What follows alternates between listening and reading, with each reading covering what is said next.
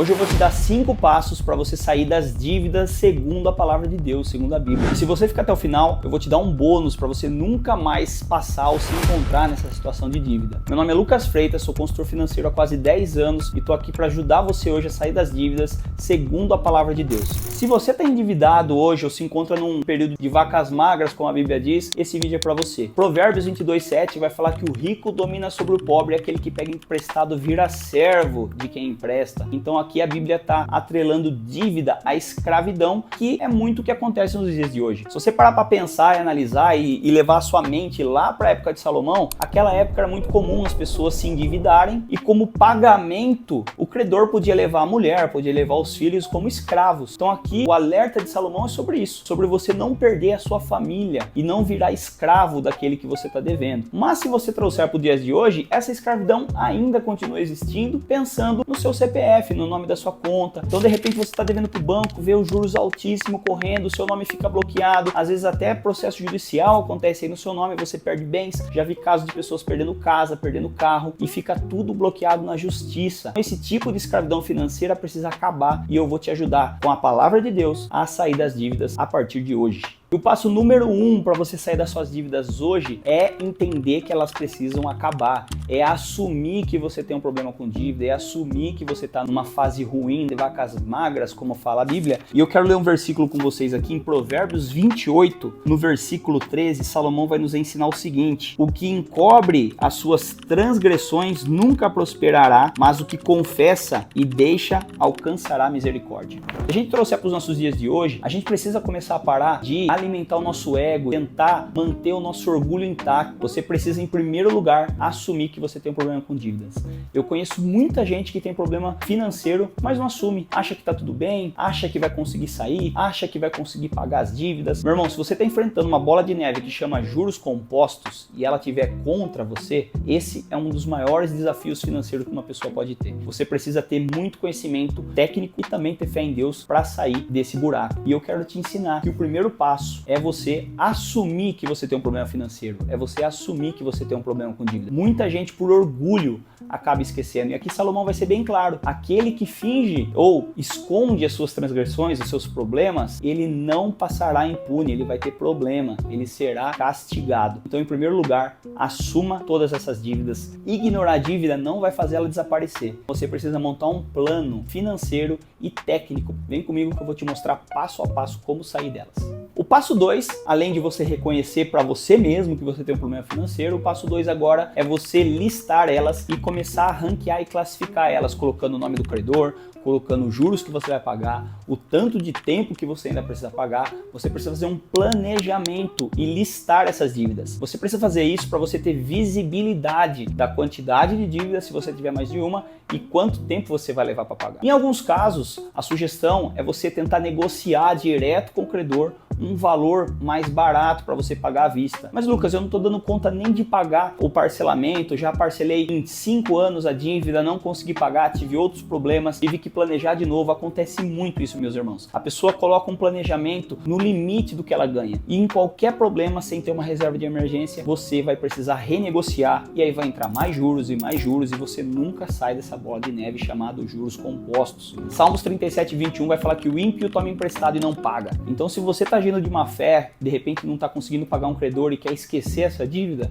a Bíblia te condena, está te chamando de ímpio. Então a gente precisa montar planos para conseguir sair desse buraco e conseguir quitar todas as nossas despesas. Você precisa enxergar o tamanho do buraco para poder começar a agir. Lista todas elas e aí você vai começar a pagar da menor para maior. Vamos supor que você consegue guardar R$50 por mês, R$100 por mês e a dívida menor que você tem custa 200. Você vai fazer, entrar em contato com o seu credor e falar o seguinte: olha, eu preciso de um desconto ou eu preciso do seu melhor preço para conseguir quitar essa dívida com vocês. Se você conseguir reduzir, conseguir um desconto, eu consigo quitar essa dívida no mês que vem. Então, no primeiro mês, você vai guardar esses R$100 e não gastar de novo. Muita gente faz isso. Na primeira oportunidade que consegue guardar um dinheiro, ela vai lá e gasta. Você precisa poupar esse dinheiro e começar a guardar ele até você conseguir quitar a sua dívida. Se você parcelar ela por muito tempo e ela for muito longa, você vai ter sérios problemas e pode ter certeza que no futuro você terá novos problemas e em algum momento você vai se enroscar novamente com essa dívida.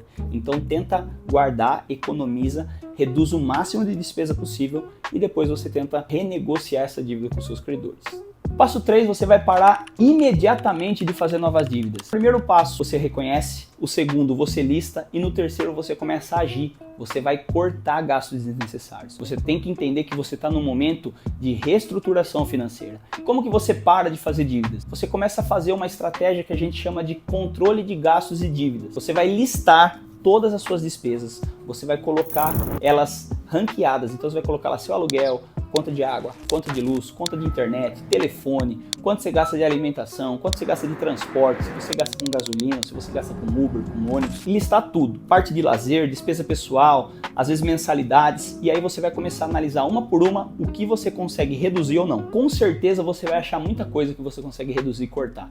Por exemplo, a gente encontra muita facilidade em reduzir o plano de internet. De repente você tem na sua casa 300 megas, você pode diminuir para 100, 150. O seu plano de telefone que você paga 100 reais, 200 reais, você pode diminuir para 30, 40. Nesse período você precisa enxugar ao máximo todas as suas despesas para conseguir respirar, e qualquer 50, 100, 200 reais que você consiga economizar, ele vai ser trabalhado para pagar suas dívidas. E quando você terminar de quitar todas as suas dívidas, aí sim você volta à sua vida normal, refaz os planos que você tinha, aumenta novamente a estrutura e os luxos que você pode se dar a conseguir novos planos, nova internet, voltar ao normal com a sua vida antes das dívidas. Mas primeiro, para quitar as dívidas, você precisa de muito esforço e reduzir ao máximo as suas despesas.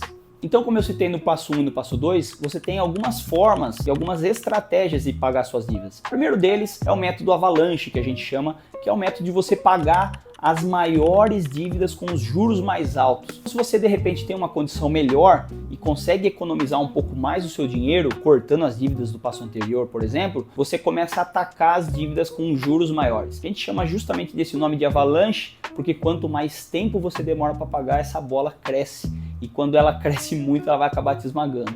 Então a primeira estratégia é o método avalanche, que você acaba pagando as dívidas com os juros maiores. E a segunda é o snowball, é a bolinha de neve, é aquela que você vai atacar as contas menores. Então de repente você tem uma dívida ali com a Vivo ou com a conta de luz, né, a CPFL no caso aqui de Piracicaba, ou se você está em São Paulo, Enel, independente de onde você estiver, a sua conta de energia geralmente a dívida dela é menor do que a conta do cartão de crédito. A conta de banco, muito provavelmente, sempre são as maiores, por conta dos juros compostos, cheque especial e tudo mais. Então, os juros dos bancos são muito agressivos. Então, se você tem várias despesas, você começa a atacar ela pelas menores. Esse é o método snowball. E aí você precisa entender, de acordo com a sua condição financeira, qual deles é a melhor para a sua estratégia. Se você tem problema com dívida, comenta aqui dívida ou manda no meu Instagram dívida, que eu vou te mandar um passo a passo detalhado para você identificar qual desses dois métodos são a melhor estratégia para sua casa. E o quinto passo, depois de toda essa estrutura, depois de você já ter a visibilidade e saber qual estratégia você vai usar, quais são as suas dívidas, qual que você vai começar a atacar, é negociar, entrar em contato com todos os seus credores, jogar limpo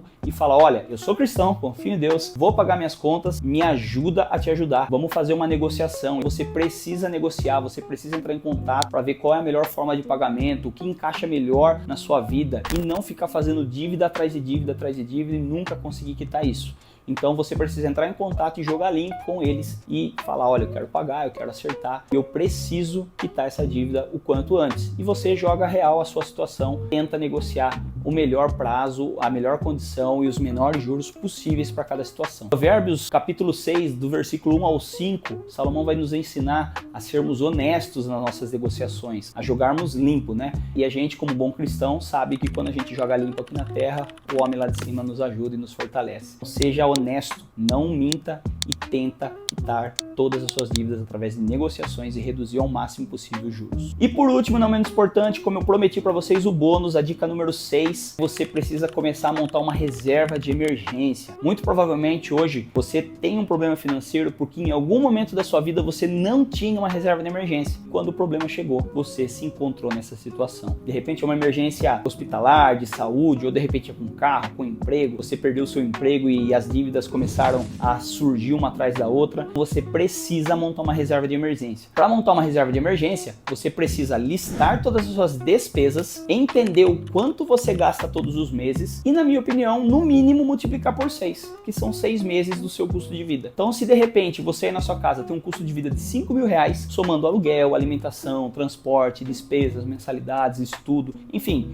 cada um tem o seu padrão de vida. Você somando tudo, deu R$5.000, você precisa ter pelo menos R$30.000 guardados para te sustentar e fortalecer por 6 meses, pelo menos, quando alguma crise ou algum problema tiver. Fazendo isso, com certeza você nunca mais vai passar por uma situação de despesa desse tipo. E para concluir esse vídeo, lembre-se, para sair das dívidas você precisa ter disciplina, você precisa ter foco e que você precisa, com muito esforço, mudar a mentalidade da sua vida e da sua casa. Muito provavelmente você se encontra nessa situação porque em algum momento financeiramente você não estava preparado. Então você precisa mudar a mente, começar com novos hábitos e gerenciar melhor as finanças da sua casa e da sua família. Com Deus e planejamento é possível vencer todas as etapas e dificuldades da sua vida. Crê em Deus, confie em Deus, mas faça a sua parte. Deus, ele vai fazer tudo o que for impossível na nossa vida, mas o possível, você é o responsável. Amém, meus amigos? Deus abençoe vocês. Até a próxima.